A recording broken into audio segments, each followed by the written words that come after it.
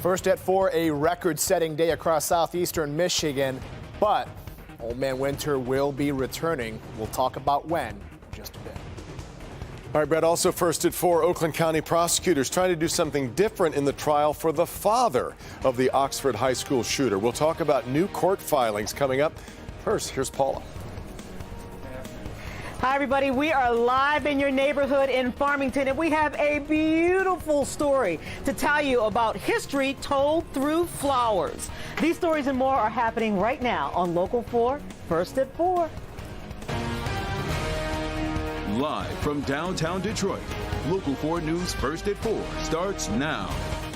First at 4, a record-breaking day in Metro Detroit as the temperature soars past the 60-degree mark on February 9th. From Detroit to Mount Clemens, there's a feeling that spring is in the air. This is Farmington. Great day to be in your neighborhood. First at 4.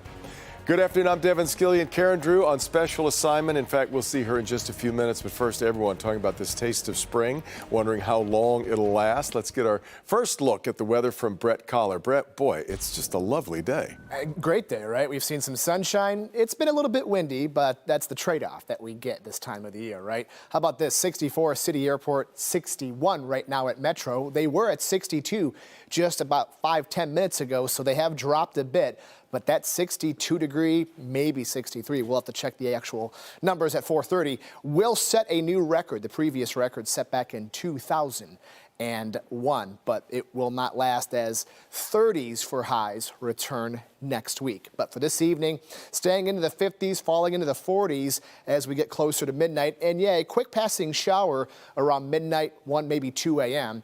But then we're looking forward to what should be a pretty nice looking weekend. We'll talk about that in just a bit. All right, Brett. Oakland County prosecutors are pushing to add Oxford High School students to the witness list for the trial of James Crumbley. A new court filing shows they'd like to have 2 teenagers who were wounded in the 2021 school shooting, want to have them take the stand. Crumbley's attorney has objected. In her filing, she says their testimony would inflame emotions, and Crumbley will be on trial for what happened before the shooting, they go on to argue. It's not clear yet if the students will end up testifying. Crumbley faces 4 counts of manslaughter, just like his wife, Jennifer, who, of course, was convicted earlier this week. James Crumbley goes to trial March 5th. Right now, still some mystery surrounding the spill that went into Warren's Bear Creek.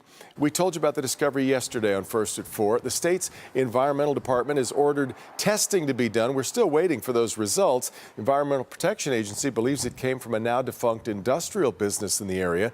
Officials believe the spill happened when a frozen water pipe burst in the building.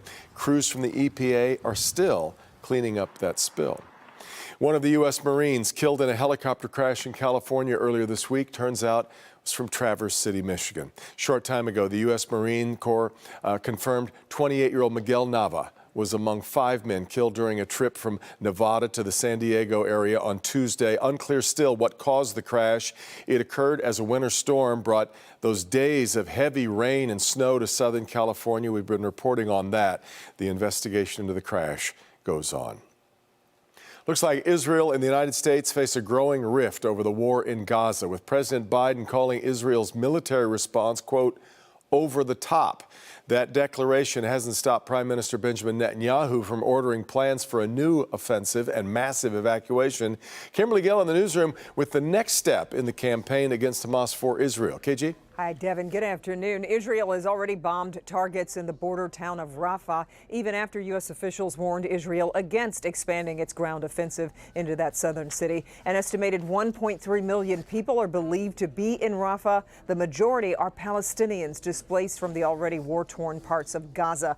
So you may remember the Rafah crossing is a key point of entry for humanitarian aid into Gaza.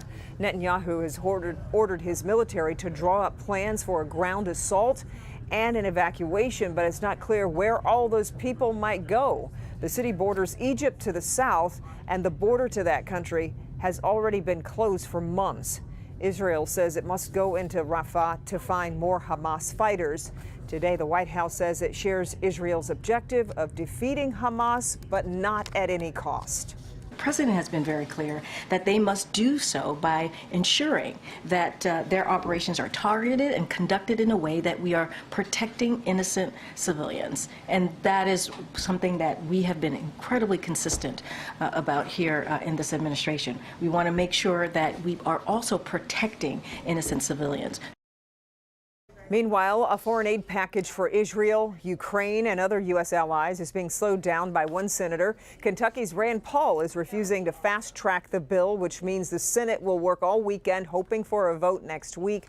This is a stripped-down version of the bill after Republicans killed a border security compromise. So, Devin, we're tracking all of those various storylines. We'll have more in later editions of Local 4 News. For now, we'll send it back to you. All right, Kim.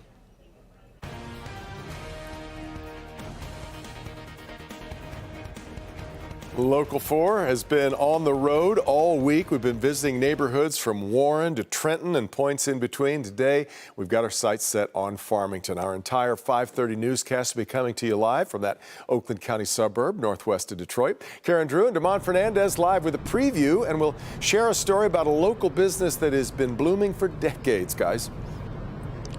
Hey there, Devin. We are live right now at Riley Park. It's the center of downtown Farmington. The city is celebrating its bicentennial this year. Yeah, you know, Karen, ever since I got here early this afternoon, so many folks in Farmington have been getting such a warm welcome. It feels really good. You know, when you heard we were coming to your neighborhood, you told us about a Farmington flower shop that's been around since 1932. And the little red farmhouse that it calls home has been around so much longer. You know, Paula Tubman is live at the corner of Power and Shiawassee with a story on this Farmington landmark. Hi, Paula. Hi, guys. I can't think of a place I'd rather be on a day like today. So when we told you that we were coming to Farmington for our Live in Your Neighborhood, and we asked you to send us stories, Marianne here, she's been working here for 50 years. Yeah, I said it. Yeah, no, I said it. She told us about this flower shop, and I am so glad you did, because it is such an important historic story. Well, you're welcome, Paula. It was an old farmhouse built in the 1800s, and the generational story of how Rick Hatfield ended up on this timeline is as sweet as the scent of a blooming gardenia. He was a boy who simply passed by a farmhouse. As a little kid, I used to play baseball in the park. Only to grow up and own it after it became the Springbrook Gardens Florists when it was converted to a flower shop at the corner of Power and Shiawassee in Farmington. Where are we standing right now? You said this is a pigsty? This was a pig pen. Pig We used pen. to feed the pigs. The place is steeped in history. The Henry Ford was pals with the original owners who went antiquing with him. Henry Ford, if he went to buy an antique and heard the name Henry Ford, boom, the price was higher. So he would give the money to Clarence and say, could you go buy that antique for me? Because he would get a cheaper price on it. In modern times, there have been some mandatory updates, but the streamstone pillars, the mood, and the vibe have been carefully preserved. That's the original stone. When I see mica up there, that makes me think that's new. That's new. Yeah. And we had to do that because, in fact, we went down. Steady it. See how that's coped up? Yeah.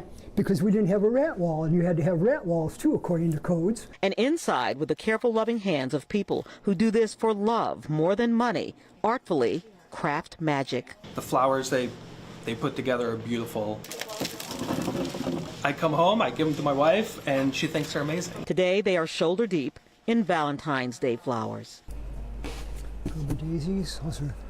These are my Gerber daisies. That's my pottery. As they move from room to room, building beautiful flower bouquets, the history is still right there. Because this was a root cellar. A root cellar. When you were walking, you go like this because the ceiling is like right here. Now at 79 years old, there is no sign of Rick Hatfield slowing down. 4 generations of customers have called him the flower guy. You're witnessing people at various parts of their life. Okay, everything. Beginnings, middles, and ends. Yes, the cycle, the life cycle. And you get to know all that. You get to learn. We're on our probably fourth. Thank you. We're on our 4th generation now of people coming in here. Yeah, wow. And you know what? Our friends here say this is a great time to remind you that wherever you're sending flowers for whatever the occasion, just go the extra mile and find a flower shop within 5 miles or 10 miles of the place you're delivering to, because then the funds go directly to them instead of the large internet conglomerates. And who doesn't want a flower shop like this to last forevermore? Exactly. The personal touch. Oh, I love them, guys. I love them. Back to you. Such a sweetheart. Such a sweetheart. Oh my gosh, I love it. And you know what? He made a good point on flowers being a part of that life cycle. That was really cool. What a great shop. Thank you, Paula. Coming up at 5:30, how the city is handling aging infrastructure here in Farmington. We're talking about fire hydrants, water mains, also what crews are doing to keep everything going for its residents. Yeah, and the spots in the city that people, Karen, who live here say are must visits when you come here. All that is at 5:30. We'll see you then. You got it. All right, guys, back to you soon.